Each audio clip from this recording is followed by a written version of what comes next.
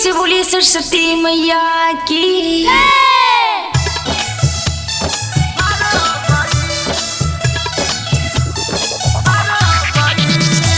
Music by Mohan Yadav.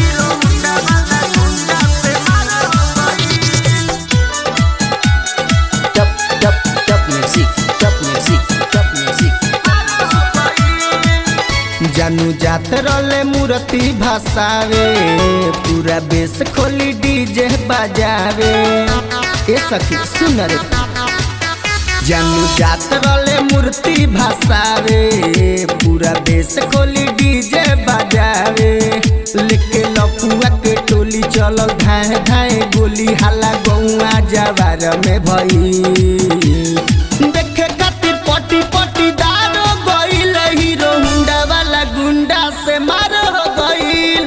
देखे खातिर पटी पटी दारो गइल, हीरो हुंडा वाला गुंडा से मार हो गइल।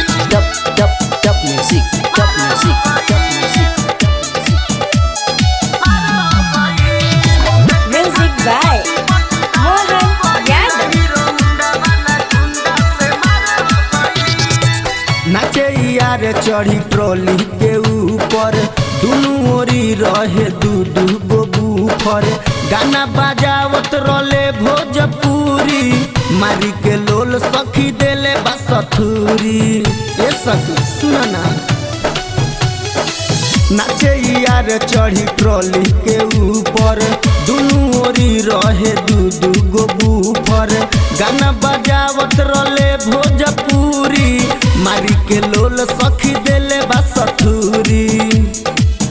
पहले भइल रंगादारी, खूबे जामा फारा फारी, सारा देहिया उघार हो गई। देखे खातिर पटी पटी दारो गइल, हीरो हुंडा वाला गुंडा से मार हो गइल। देखे खातिर पटी पटी दारो गइल, हीरो हुंडा वाला गुंडा से मार हो गइल। Top music, top music, top music, top music.